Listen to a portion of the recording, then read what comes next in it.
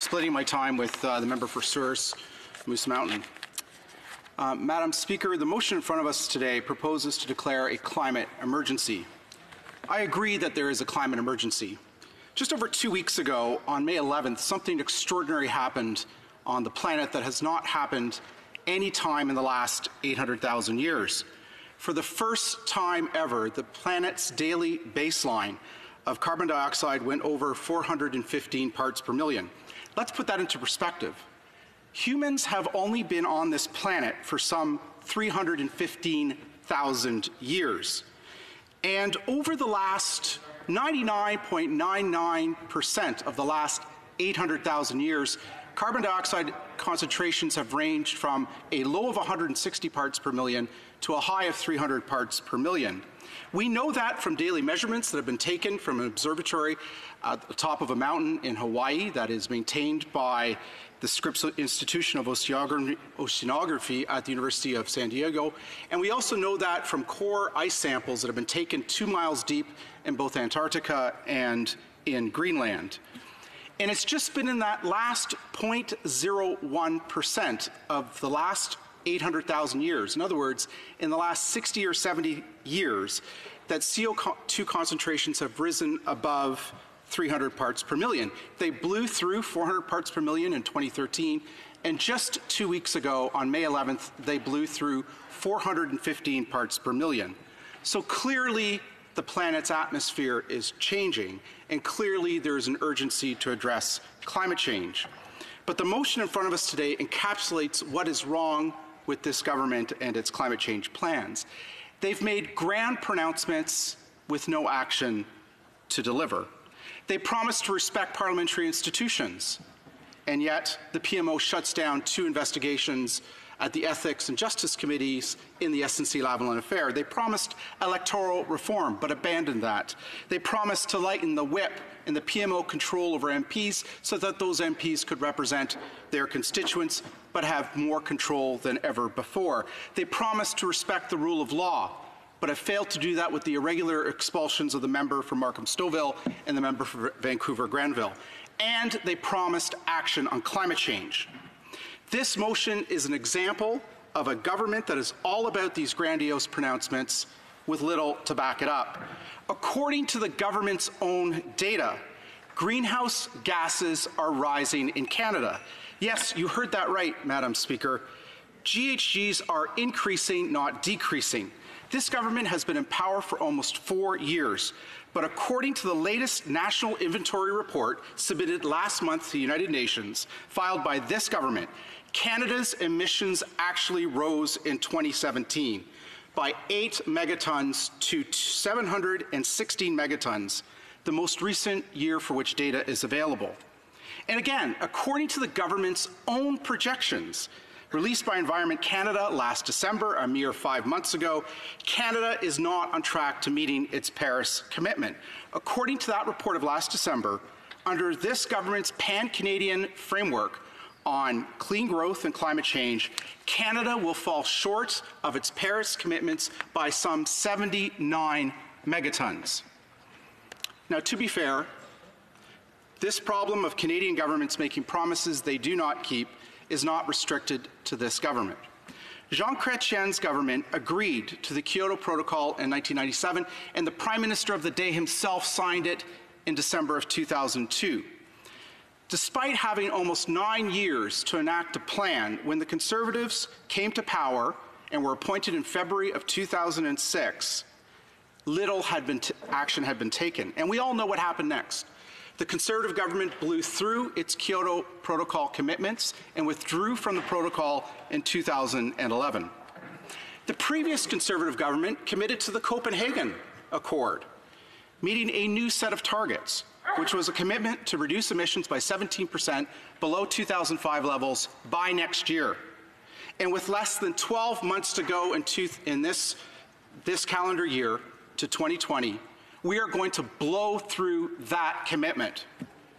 This current government signed the Paris Accord, but is on track on its own data and its own projections to blowing through those targets. And what's so astounding about all of this, about what Canadian governments promise and what they deliver, is that never in the history of this country has the PMO had so much control over this legislature and its committees. And despite this control, despite this ability to effectively get their way on legislation, little action has been taken.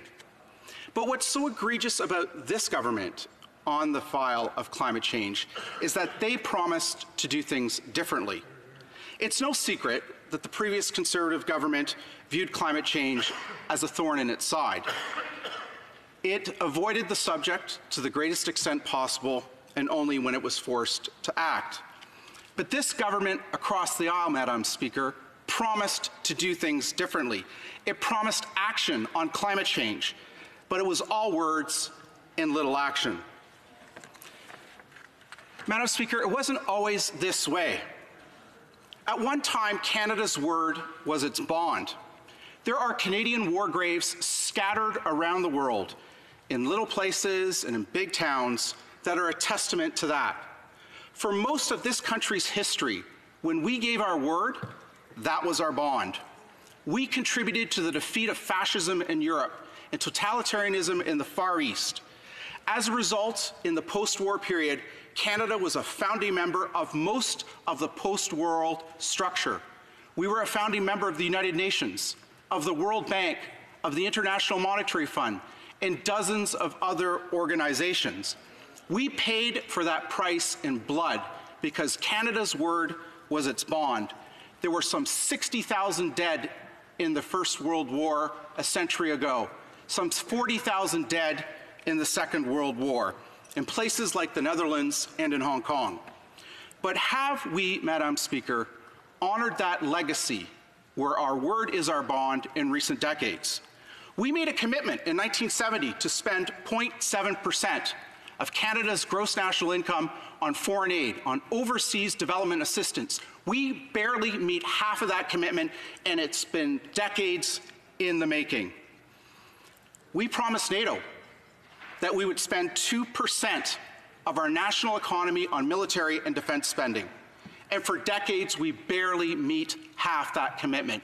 Most of our Western European allies, the United States, meet or exceed that commitment. In fact, I remember a speech in this House, in this very Parliament, in 2016 when the American President Barack Obama, got up and chastised Canada for not meeting its NATO commitment and told this Parliament that we should meet our NATO commitment, and both sides of the aisle erupted in applause, and we are nowhere closer to doing that today than when he gave that speech in this House some 3 years ago. And on climate change, whether it was the Kyoto Protocol, the Copenhagen Accord, or the Paris Accord, we have failed to uphold our word. Our word is no longer our bond, and we are squandering the inheritance that we as parliamentarians received, built on generations of those Canadians who came before, who, when they spoke, meant that their word was their bond. Madam Speaker, according to a recent report by Climate Transparency from last November, Canada now is the highest per capita emitter in the G20. Yes, that's right. We emit more per capita in emissions than our friends and neighbors south of the border. Yes, Canada is only 1.5% of total global emissions, but we are the 9th largest emitter on the planet. And if we aren't going to do our part as one of the wealthiest countries in the world, what hope is there for countries 10 through 190 to do their part? Madam Speaker, California met its Copenhagen targets 4 years early in 2016, despite the fact that their population grew from some 30 million in 1990 to 42 million today, despite the fact that their per capita GDP has skyrocketed in the last 30 years, despite the fact that they are the world's 5th largest economy. But Madam Speaker, this motion in front of us today makes a mockery of those who came before. When they gave their word, it was their bond. It belies the inheritance that we received as parliamentarians. And the silly motion in front of us today is not a motion that I can support for all those reasons. Hear, hear.